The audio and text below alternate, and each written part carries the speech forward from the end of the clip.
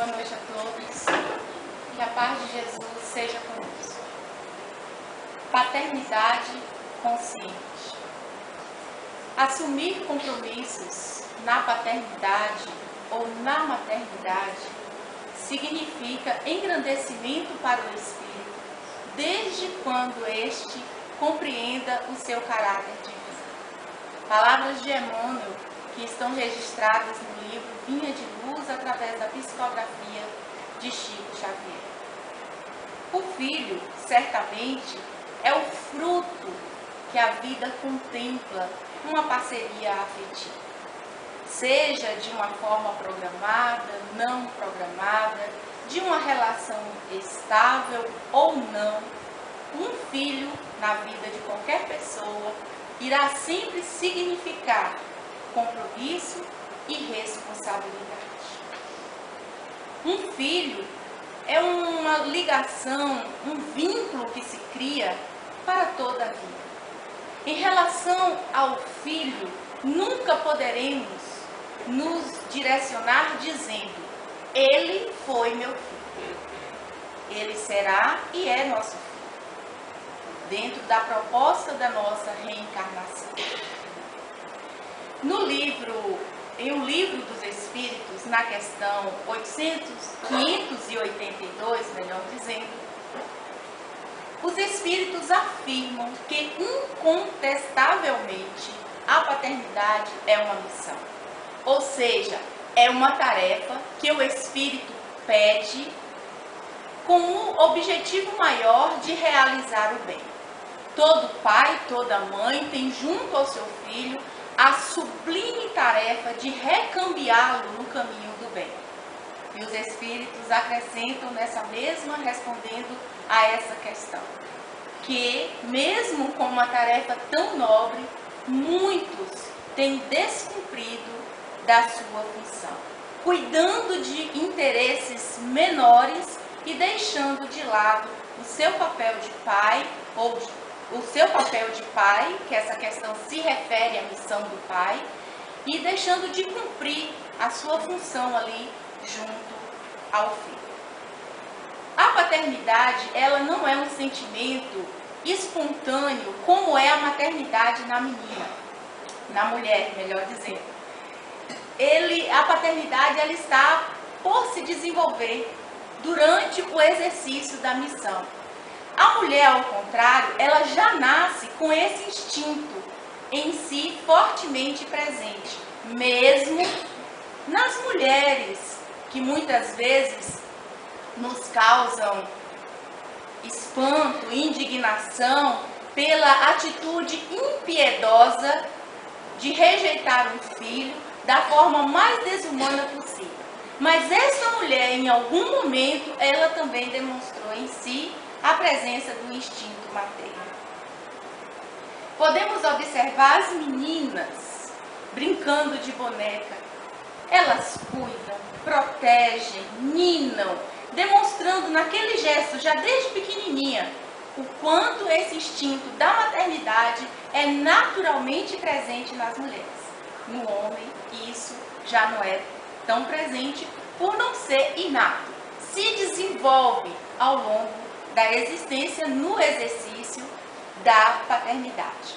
E por que assim é? Porque Deus quis? Então a mulher vai nascer assim, o homem não, com esse instinto? Não. É só por uma simples razão, que as mulheres, elas souberam melhor aproveitar as oportunidades de aprendizado para a evolução que a vida ofereceu, fazendo com que assim desenvolvesse um grau de espiritualidade maior do que o homem. Isso quem esclarece é Emmanuel, o Espírito Emmanuel, no livro O Consolador, também através da psicografia de Chico Xavier. A diferença só é essa: a mulher soube melhor aproveitar essas oportunidades nas inúmeras experiências que teve através das reencarnações, onde pôde exercitar este lado feminino na sua experiência reencarnatória. O homem e a mulher, eles têm padrões psicológicos psicológicos diferenciados. E que faz com que tenhamos também, que se tenha também, funções diferenciadas. A mulher, ela é mais instinto, ela é mais intuição, ela é mais proteção, ela é mais ternura, ela é mais sentimento. O homem, ao contrário, ele já é mais raciocínio, ele já é mais cálculo, ele já é mais análise, ele já é mais objetivo. É a estrutura psicológica de cada um diferenciada. E nas funções, a mulher, ela sempre vem mais se dedicando ao lar, aos filhos, e o homem, desde todas as épocas, às ocupações, aos trabalhos fora do lar. E isso fez com que ele se ocupasse mais das atividades que envolvam o mundo, dos negócios, dos conhecimentos, de uma forma mais ampla. Construiu-se daí a imagem do homem na família como o chefe, o provedor, o que vai buscar o sustento, agindo no processo de educação dos filhos, somente naqueles momentos mais graves, quando convocado, por necessidade de uma maior energia, de uma maior autoridade. Acabou criando-se essa imagem do homem em relação à educação dos filhos no lar, a participação dele no lar. Acontece que para o filho, para sua organização emocional, para sua inteligência, a participação do pai de forma efetiva, de forma afetiva, ajuda extremamente nessa sua estruturação emocional. O interessante para que haja o equilíbrio no lar é que não só o pai e nem só a mãe se ocupem do filho, mas que ambos, buscando um equilíbrio nessa orientação que vai se oferecer aos filhos. E certamente ali com um propósito maior, os dois, de fazer toda a modelagem do caráter do filho. Os dois. Mas hoje sabemos bem que a constituição familiar ela sofreu muitas alterações. E nos últimos tempos, de uma forma muito rápida, por inúmeros fatores. E temos hoje um modelo de família que é classificada pelos estudiosos como monoparental, que em sua maioria é formada por mães que vivem com seus filhos. Vejam bem que colocamos em sua maioria, porque existem também aquelas formadas pelos pais e seus filhos. Mas em grande número são as mães com seus filhos que estão separadas ou solteiras e assumem esse papel de chefe da família. São as mães, as mulheres que fazem o papel de mãe e de pai e com muito sacrifício, com muitas renúncias, se desdobram para representar esses dois papéis junto aos seus filhos. Uma tarefa, um desafio que certamente exige muito esforço de quem assim está vivendo essa situação para garantir o equilíbrio dos filhos e estes possam não sofrer tanto com a ausência da outra parte. Existem homens que apenas procriam e não assumem a responsabilidade do filho que está para vir ao mundo. É uma covardia. E aí a gente pergunta para uma criança que não teve a oportunidade de conhecer o seu pai, a seguinte pergunta: quem é o seu pai? Qual o nome do seu pai? Eu não tenho pai, não. Imediatamente ela responde. Ela não conheceu o pai. Então, para ela, o pai não existe, mas todo mundo tem um pai. Todo mundo tem uma mãe. Mas como ela não conheceu esse pai, ela não sabe nem quem é, E isso está se dando em grande número, todos nós sabemos, pela irresponsabilidade do uso do sexo. Aí essa criança cresce com essa ideia. E para tirar isso da cabeça dela é difícil. É um trabalho longo que vai se fazendo até que ela entenda que ela tem um pai. Este não a assumiu, não a reconheceu, nem sabe muitas vezes que ela existe. Mas ela tem um pai. Essas crianças órfãs de pais vivos são recolhidas dos seus avós. Que não todos, mas alguns, amargurados, transferem para essas crianças toda a revolta, toda a insatisfação pela irresponsabilidade dos seus filhos. E essas crianças crescem sem afeto nenhum. São tratadas, literalmente, como um fardo indesejável. As atitudes destes que estão como responsáveis delas demonstram a todo momento a seguinte expressão: melhor seria que você não existisse na minha vida.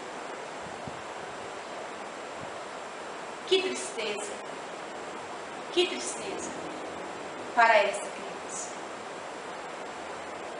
Ter que passar tão cedo por este desprezo, por este desconforto, sendo que tem tantos outros direitos que poderia estar usufruindo, mas pela irresponsabilidade daquele que não teve a coragem de assumir um ser que chegou ao mundo em nome de Deus, para os seus cuidados, ela vem sofrer essas consequências. Como também muitas avós, muitos avós estão assumindo essa responsabilidade dignamente e fazendo homens de bem.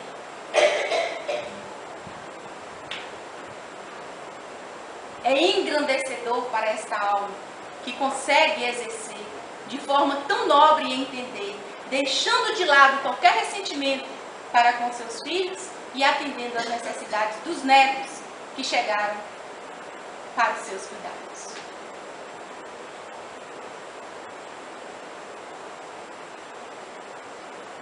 A sociedade acaba então recebendo dessas avós amarguradas mais seres, mais cidadãos, desequilibrados, necessitados de ajuste. Então vamos lá no Evangelho segundo o Espiritismo, no capítulo 14. Esse pai foi irresponsável, ou essa mãe. Ele não cumpriu a sua função. E eu, permitam-me a primeira pessoa, como filha, vou ter que amar esse pai, vou ter que amar essa mãe. Se precisar de mim, ainda vou ter que cuidar. Vai. Os espíritos insistem. E afirmam. É uma proposta belíssima da doutrina espírita.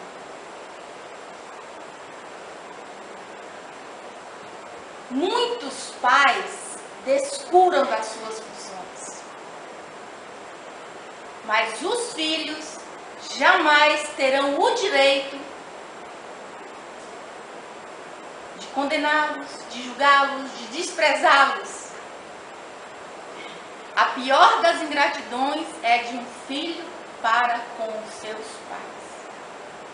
E traze-nos a ideia dos espíritos de que a oportunidade da reencarnação só chegou porque estes nos receberam. Há uma beleza por trás disso, mesmo não nos assumindo, para criar e educar, mas não provocar um aborto, permitir o nascimento. Então, pelo fato de termos conseguido renascer, já temos uma dívida para com estes, para com os nossos pais. Então, o Evangelho diz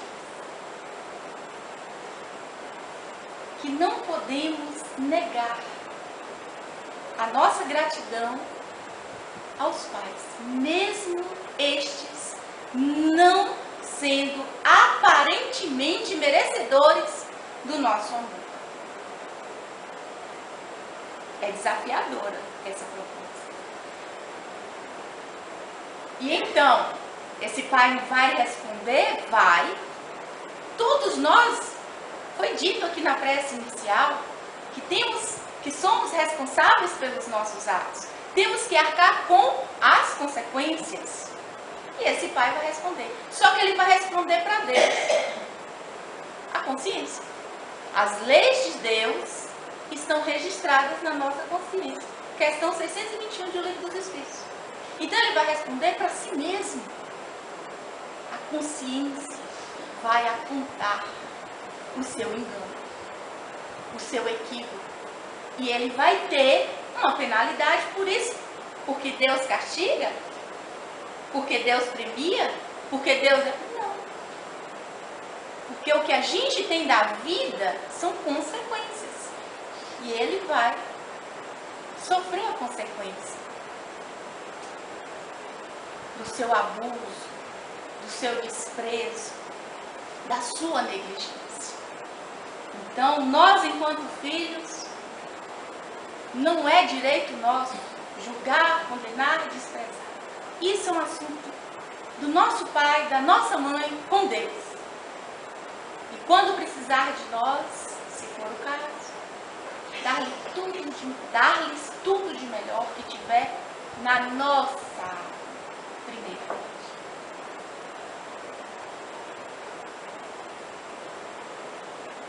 No livro Adolescência e Vida, Joana de Ângeles vem falar dos adolescentes que têm que se compadecerem dos seus pais e ter que assisti-los, ajudá-los, entendê-los num papel onde os pais deveriam estar fazendo com eles. Por serem mais velhos, por serem mais experientes. E ela coloca que para o jovem é um dos maiores desafios que ele pode enfrentar.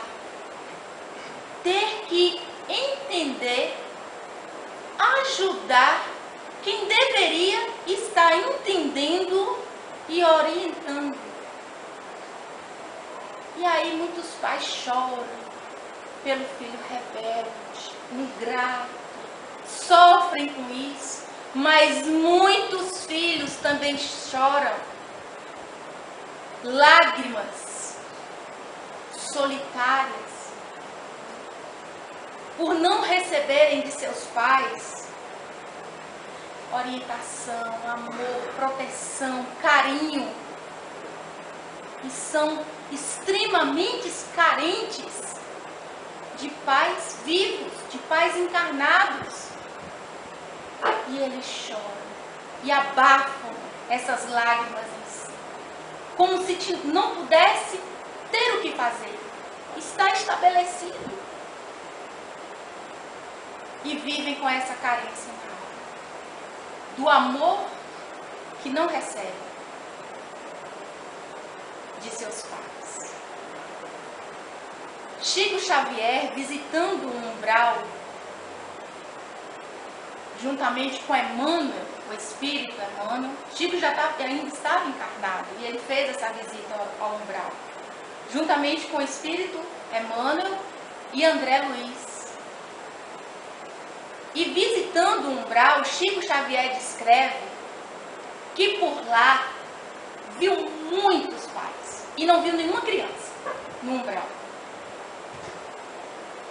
Muitos pais que se responsabilizaram pela queda dos seus filhos e que viu muito mais pais do que mães. É uma reflexão.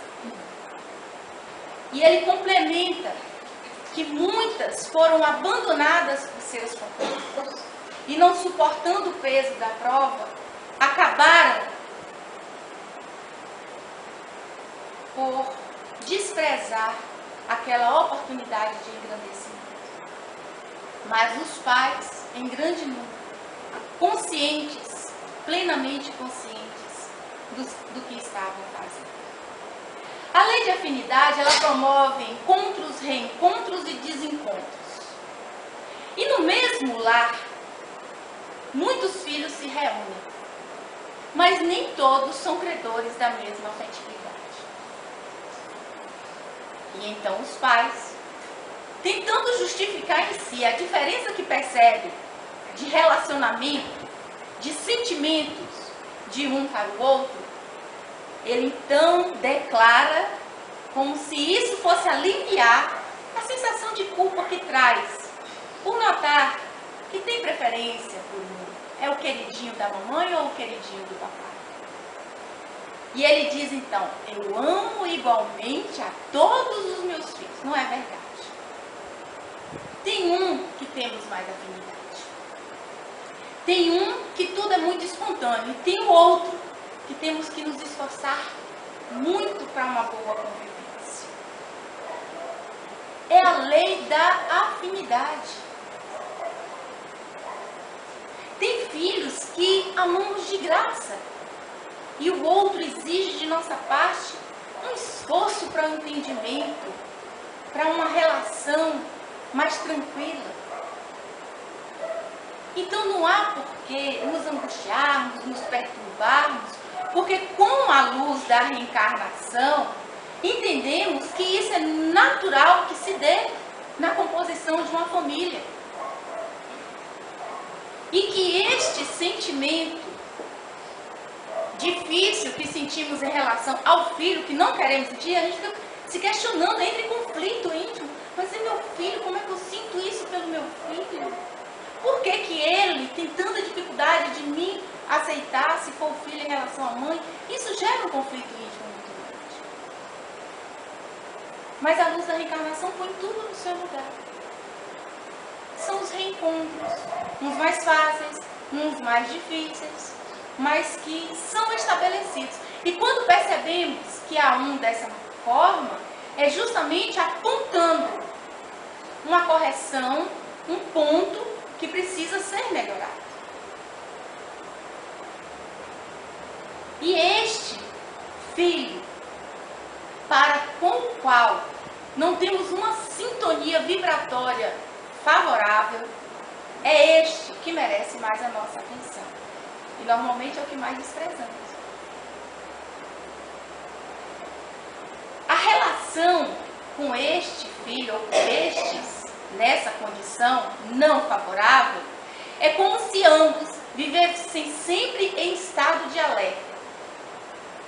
Aquele estado apontando para a desconfiança, para o repúdio, para a contestação.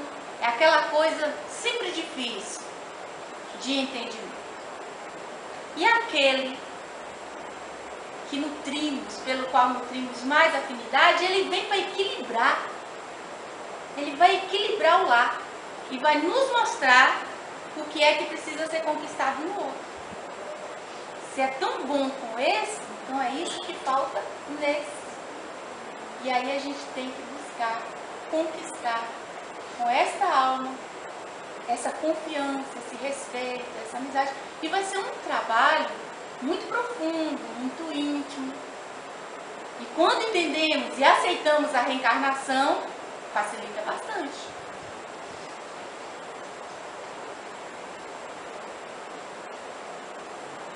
Os pais, normalmente, o homem, ele tem muita satisfação em ser o patrocinador da realização dos desejos do filho. E o filho já tem essa imagem do pai. Tudo que quer, meu pai. Quero tal brinquedo, meu pai. Eu quero tal passeio, meu pai. E as mulheres adoram, né? As mães adoram. Fica numa situação de conforto. E o pai tem essa satisfação com essa ideia que se criou, que ele é o provedor, ele é que vai buscar o sustento e satisfazer a todos. Então, o filho quer um passeio, ele patrocina. Ele quer aquela comidinha diferente, ele patrocina. quer o brinquedo, ele compra e vai satisfazendo os desejos do filho, os desejos materiais. E cria-se uma ilusão de que assim agindo, está cumprindo bem o seu papel de pai, porque está satisfazendo o filho materialmente. Não basta apenas dar-nos o que a gente consegue tirar do bolso. Muito mais que isso, o pai, ele precisa dar de si mesmo. Porque por mais que os filhos demonstrem satisfação em ter o seu desejo realizado, mas a sua alma tem outras necessidades e que precisam serem supridas. A título de ilustração, um pai muito envolvido com negócios, com viagens, muito atarefado, pouco dava assistência no seu lar. E ele tinha um garotinho de 7 anos. E esse menino ficava ali na sua rotinazinha do quarto, ficava mais no quarto, era a parte da casa que usava, ia para a escola, quase não brincava com seus amigos. Era um menino muito solitário, muito tempo no videogame, muito tempo nos jogos eletrônicos, naquelas ocupações que as crianças ficam quietinhas e os pais adoram. E ele sentindo falta do pai. O pai chegava em casa de viagem, ele tentava se aproximar para uma conversa, e o pai depois de conversa, e já saía de novo, aquela correria, aquela agonia. Aí um dia ele insistiu, o menininho, e virou para o pai e falou assim: pai, quanto é que o senhor ganha por dia? O pai estranhou aquela pergunta. Para que você quer saber isso? Depois eu te respondo, agora não estou tempo. Um outro dia ele tornou a insistir: pai, quanto é que o senhor ganha por dia? Aí o pai, para satisfazer rapidamente ali a curiosidade, a necessidade do filho, falou assim: 10 reais.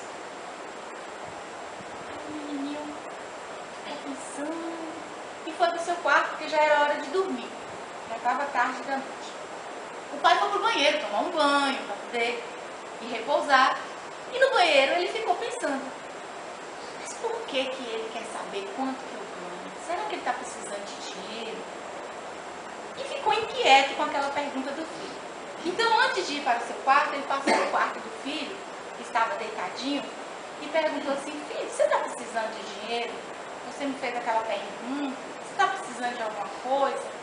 Aí o menino, na sua simplicidade de criança, disse assim: não, pai, eu de comprar nada, eu não estou precisando não.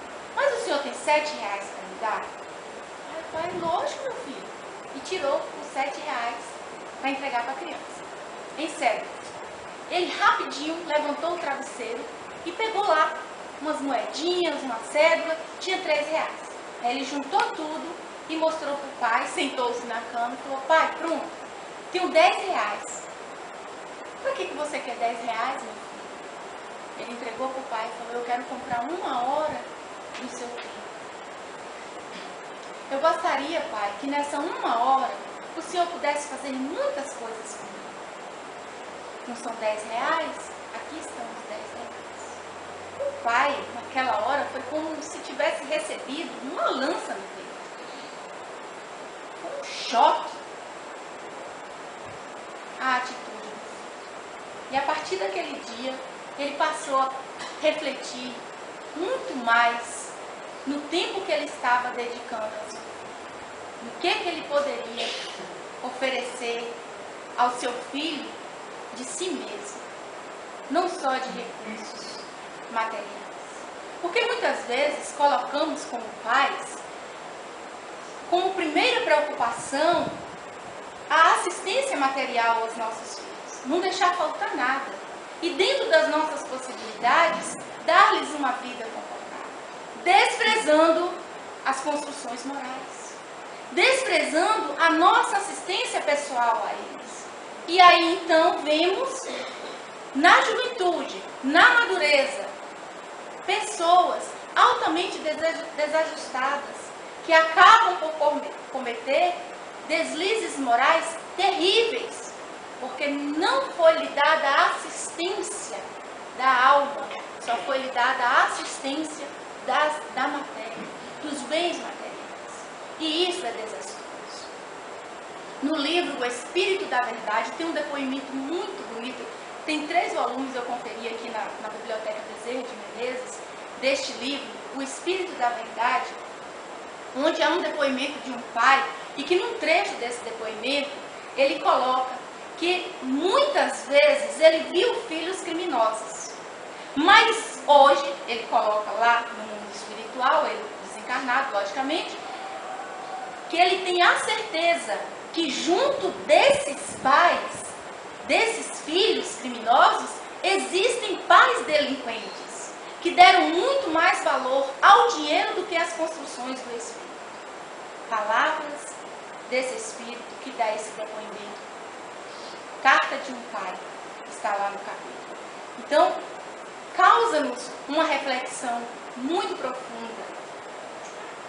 Saber que muitas vezes isso é muito forte em nós, essa postura de querer cuidar muito do material e deixar de cuidar moralmente dos nossos filhos.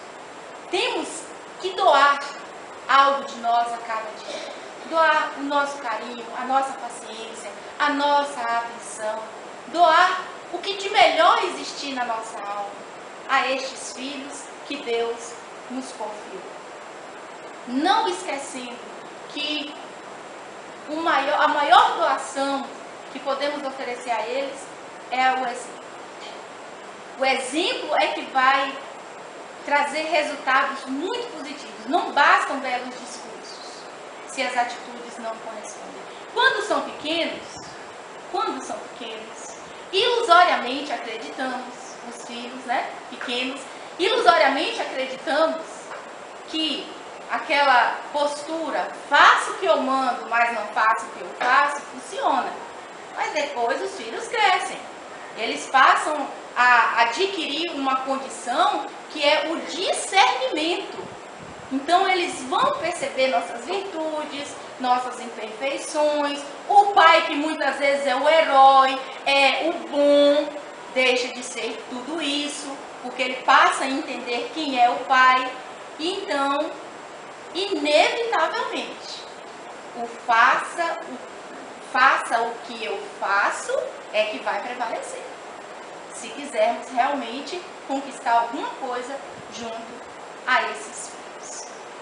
A irresponsabilidade dos pais não vai justificar de forma alguma a ingratidão dos filhos. Mas também os pais, perante a lei divina, para os filhos tem a lei divina, honrai a vosso pai e honrai a vossa mãe.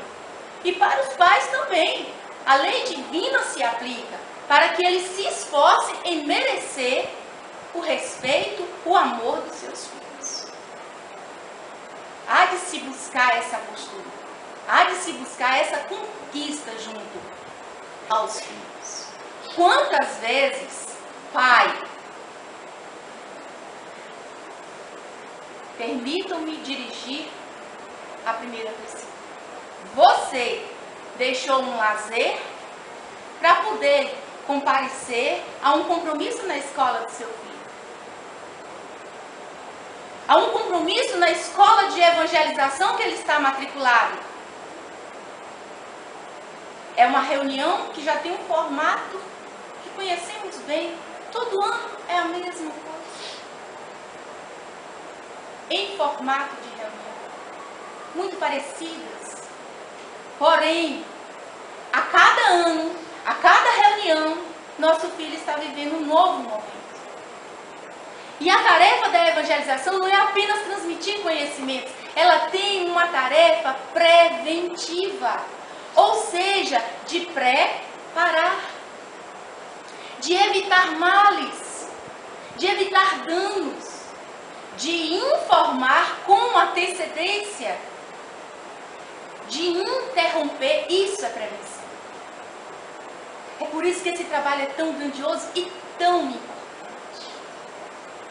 Ser pai não tem, ou ser mãe, não tem uma cartilha, não tem um manual. A gente vai descobrindo com cada filho como é que temos que conduzi-lo a cada dia, a cada momento, a cada fase. É uma descoberta contínua. E a gente vai tentando encontrar os caminhos mais acertados. Mas ser pai é parar para ouvir a opinião do filho. E já que o homem tem psicologicamente mais esse conhecimento de mundo, essa postura mais objetiva, então ele pode estar ali norteando essas opiniões, que às vezes estão equivocadas, mas que ele pode ir dando as orientações seguras, arrumando esse pensamento do filho, mas é preciso conhecer as opiniões que ele tem em relação à vida, aos fatos, às pessoas. Então ser pai é parar para conversar. Quando o diálogo escasseia no lar, as mágoas se multiplicam, é a coisa mais triste que pode acontecer na família.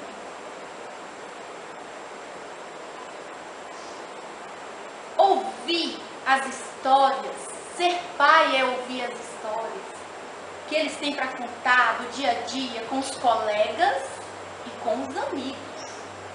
O amigo não é colega, o colega não é amigo, são relações diferentes. E às vezes se confundem. E ele tem as histórias para contar. E ele conta, e às vezes não temos nem paciência para ouvir, porque eles chegam para contar quando são pequenos, bem no momento em que estamos assistindo ou fazendo algo de muito interessante para nós. Se houver condições, podemos até ensinar-lhes até o respeito pelo nosso momento. Aguarda só um pouquinho que eu vou te ouvir. Se houver já um relacionamento equilibrado. Do contrário, para e ouve, para construir esse respeito. E ele vai contar. E então nós um dia vamos chegar também, deixando o trabalho no trabalho, apesar da pasta estar cheia de ocupações para terminar em casa, depois que eles dormirem, quando são pequenos. Normalmente é assim. E então vamos contar-lhes algo que aconteceu conosco, divertido, chamar a atenção da criança, do nosso filho já crescido. Vamos contar. E de repente vamos ali construindo uma relação confidencial, o amigo confidente, que caminha para que sejamos o seu conselheiro. O que o pai consciencioso mais quer é dar conselho aos seus filhos, mas eles não aceitam, porque não se construiu isso desde pequenininho. Essa relação de amigo confidente vai se estabelecer assim, aos poucos. E não pode ser desprezada essa oportunidade. Pai, abrace o seu filho, sem vergonha. Se ele for um menino e já for crescido, abrace, beije, deixe de lado o machismo. Ele não vai deixar de ser homem por causa disso. Ao contrário, ele vai aprender a ser um bom pai com seus filhos. E em relação aos irmãos menores, ele vai demonstrar um instinto de proteção belíssimo de se ver, de zelo. E se for a menina, mais ainda, abraçar, beijar muito, tratá-la como uma dama. E quando alguém resolver se aproximar dela para algum relacionamento, já vai atento, porque sabe que tem um pai que lhe dá muito amor e que ele tem que corresponder no mesmo nível. Porque se não for, ele vai ter a quem dar satisfação. Isso é construir a afetividade, é construir o amor, é construir a amizade. O lar, ele é composto para essa reconstrução, para este reafirmamento. Então, por que não abraçar e beijar os nossos filhos? E eles vão também desenvolvendo essa necessidade, essa necessidade de contato, de aproximação. E é esse filho que temos mais afinidade que normalmente nos ensina isso. A conquistar no outro mais difícil essa aproximação. Essa reunião doutrinária, ela tem uma capacidade de atendimento espiritual extraordinária. Então, que possamos agora unir os nossos pensamentos em uma única sintonia e vibrarmos imensamente, já que estamos na semana de comemoração do Dia dos Pais, para que a espiritualidade possa mobilizar recursos e visitar e atender a muitos pais, do plano físico e do plano espiritual, promovendo reflexões muito necessárias e importantes quanto à missão de ser pai. Então que nesta hora possamos vibrar por todos os pais desencarnados que tiveram êxito na sua tarefa, ou por aqueles outros que tiveram insucesso. Vibrar pelos pais que lutam e que sofrem e que buscam a todo momento assistir ao seu filho portador de alguma doença ou de alguma deficiência física. Aqueles outros pais que têm filhos saudáveis, lindos, mas que são pais extremamente doentes da alma. E que são negligentes, que são inescrupulosos e que são violentos.